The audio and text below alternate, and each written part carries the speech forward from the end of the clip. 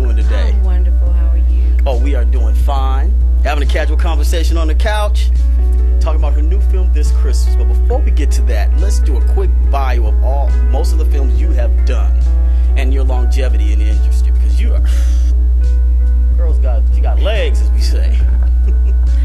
I've been blessed to have a career that has spanned 22 years since I was 14. So, I mean, I don't know. What you want me to run through the resume? Just maybe about 5 films or so. Just Oh well, most importantly, this Christmas. Yes. That is out this Thanksgiving weekend. Yes. And Jerry Maguire, Boys in the Hood. How Stella Got Her Groove Back. Enemy of the State. Yes. Congeniality 2. Sandra Bullock. Legally Blonde 2. Yes. Miss Reed, you've done a lot. Yeah. Okay, now let's talk about this Christmas. How did you get involved in this particular project? Well, I was approached about the movie by Clint Culpepper, the president of Sony Screen Gems, and I hadn't read the script, but he wanted to know was I interested in doing a Christmas film, and I asked who was involved or attached already, and they said Loretta Devine, Idris Elba, and Delroy Lindo. So that just alone, I was like, okay, yeah. So send me the script.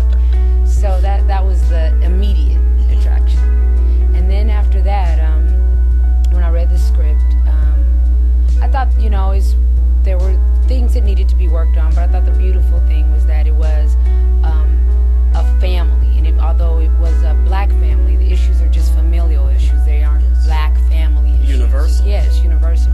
So that was really attractive to me. And I felt like I always play very strong women, and in this movie, I'm not as strong as what people are normally used to seeing.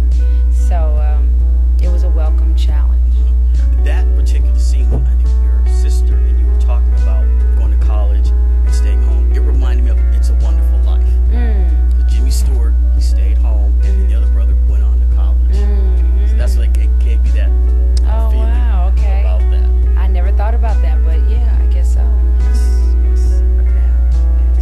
So this particular film with the director Preston Whitmore. Yes, Whitmore. He did crossover. Yes, I saw a direct crossover. And he's like improved a whole lot in his filmmaking. Now, how did he make it easy for you? Because you come off just seamless. Your character. I think for Preston, he was really lucky because Clint Culpepper surrounded him with components that kind of made it hard to fail.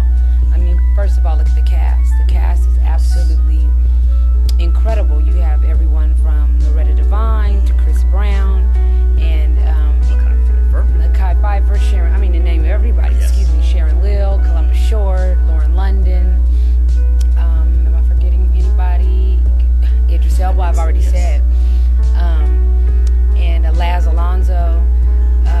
But he has this incredible cast, and then he had a really great DP that really took the time to light black people properly. And Clint Culpepper, with his experience with marketing films, especially films that star people of color, he really had, he had like if you're going to compare it to a Spades game, he had like about 4 books for sure. Yes. In his hands. So it was a good opportunity for him. Now, how did you build the chemistry with yourself and all the other characters on it? Because it seems like even when the cameras would stop rolling, you guys are having a ball. Oh, and we were, and that does not always happen on a movie, especially a movie that's an ensemble of this size. And when you see the final scene in this movie, we enjoyed each other. Yeah, we truly enjoyed each other. So it was just one of those things that if you did not have all the people that I just named earlier, it would not have been as good. There's no way to convey sisterly and brotherly love and not have chemistry between the people that are working. Convey it well. Right, because it is conveyed well. I mean, and it's like you can look on the screen and you can pick out, that's my brother, that's my uncle's kicked out 3 times. Yeah. He's back to visit, and all those other things that got into the film. And the way it was shot was excellent. I love the color. Yeah. Love that color. And I must say the food. Who did the food scenes? Because, I mean, that was just like you're at the house. Right. That's the chicken. Right. That's the greens. Yeah. You know. That was something that was really important to Preston. You know, we had to do one shot like 3 or 4 times, and as a cast, we were like, okay, we're just passing food. But for him, he knew that it was really something that helped to make sure that Christmas vibe was there. And they hired a food stylist who comes in, and we had a kitchen on set, and so the food was always warm. So it wasn't like when we were eating, we had to eat cold food. Yeah. Now let's talk about your character, Lisa. Let's get into Lisa. Lisa Moore is the oldest of the 3 sisters. There are 6 children in the family, 3 girls, 3 boys.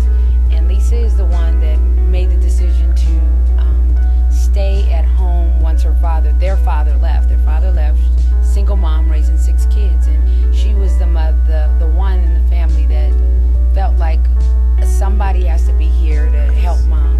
And that was a sacrifice that she made. And it was a costly sacrifice, because starting off that young, making sacrificing yourself for someone else, you tend to choose people outside of your family into your life that are okay with you sacrificing yourself all the time. And that's who she married, a man who's not so respectful or grateful for the woman that he has. Yes. And before we wrap this up, we have to mention Baby Oil.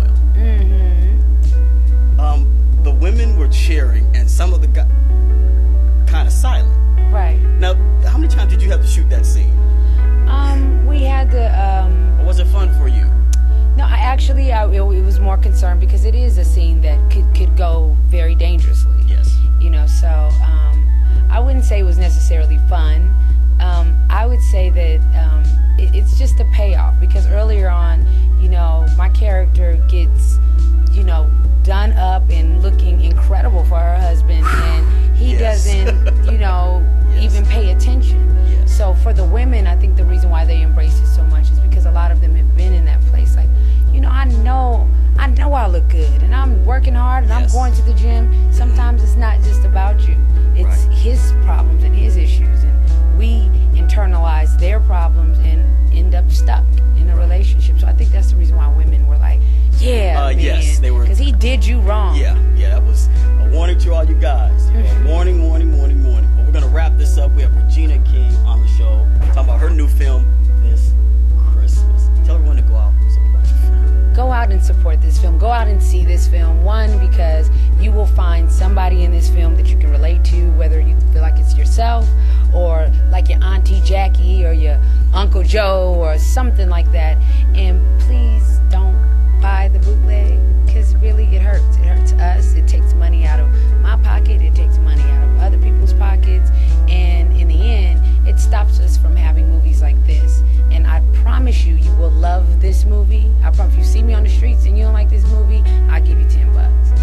That's how much I stand behind this movie. So don't buy the bootleg, especially once you see this and say, oh, I love this movie.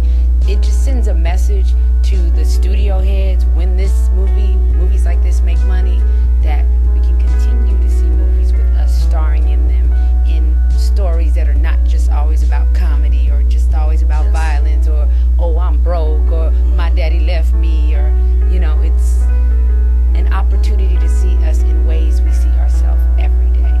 Right, exactly. You know, I agree with her. You know, to say, the more butts in the seats, the more the cash register rings, the more funding they'll get for their next film. Regina, thank you. Thank you. And she does have a strong handshake, and yes, she looked phenomenal in that 2-piece. Oh, I think I gave too much away. No, it might make some people come. Okay, hey, go.